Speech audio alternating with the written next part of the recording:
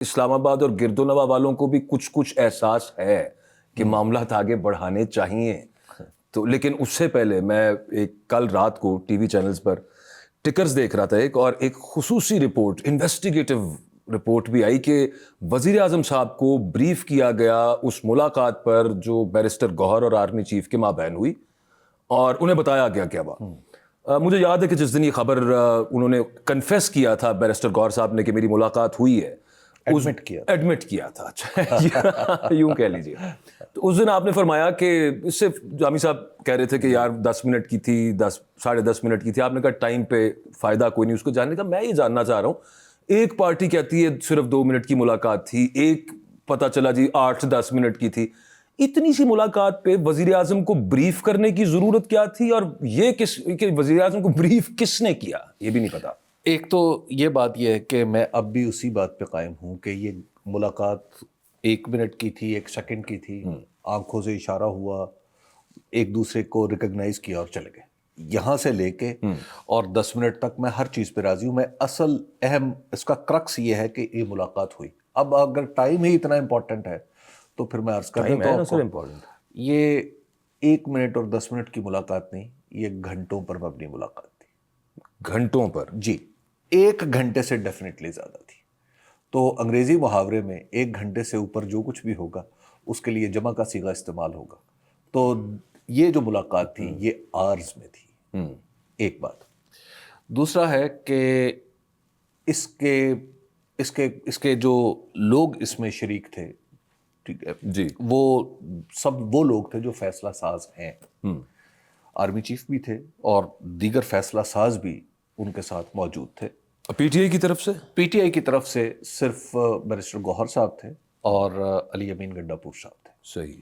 اور اس ملاقات میں کھل کے باتیں ہوئیں، ساری چیزیں. ظاہر ہے گھنٹے سے زیادہ ہو تو پھر تو میرا خیال ہے کھل کر تو پھر ہر چیز پر بات ہوگی. تو پھر ہر چیز پر بات ہوئی. اچھا. سب کچھ ہوتا رہا اور ایک دوسرے کا نقطہ نظر سمجھا بھی گیا، اور ایک افہام و تفہیم کا ایک ماحول تھا وہ اس ملاقات میں غالب رہا. یعنی دونوں طرف سے سمجھا بھی گیا اور سمجھایا بھی گیا. In good spirit. جی، ان گڈ اسپرٹ. تو دیکھیے، یہ اس ملاقات کے بعد پاکستان کے اندر بہت ساری جو پاکستان کی سب سے بڑی پولیٹیکل پارٹی اور پاکستان کے سب سے طاقتور ادارے کے درمیان جو اختلافات تھے، ان اختلافات کا خاتمہ تو ابھی نہیں ہوا. یعنی اس سے یہ کہنا کہ اختلافات مکمل طور پر ختم ہو گئے، ایسا نہیں ہے. بہت ساری چیزیں قائم ہیں اور وہ آپ کو آگے چلتے ہوئے نظر بھی آئیں گی. بہت ساری آرم ٹوئسٹنگ ہوتی رہے گی، کچھ سخت زبان بھی ہوتی رہے گی. میں ایکچولی تک اس لیے رہا ہوں کہ کچھ چیزیں ایسی ہیں جو ابھی جن کا شاید بتانا مناسب نہیں ہے. تو ایک اچھے ماحول میں بات چیت ہو گئی ہے اور شروع ہو گئی. وہ 4th ڈائمنشن جو ہے وہ 3rd ڈائمنشن میں آ گئی.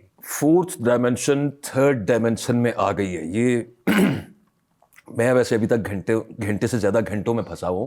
اور پھر وزیر اعظم کو اس کا مطلب ہے جو بات آپ فرما رہے ہیں وزیر اعظم کو تو بتائی گئی ہوگی نا. یہ جو بریف کیا گیا ہے یہ وزیر اعظم کے سامنے رکھا گیا ہوگا. دیکھیے، کسی نہ کسی اس میں ظاہر ہے یہ جو دیگر جماعتیں ہیں جو اس وقت حکومت میں بٹھائی گئی ہیں، یہ جماعتیں ایک سٹیک ہولڈر تو بن چکی ہیں.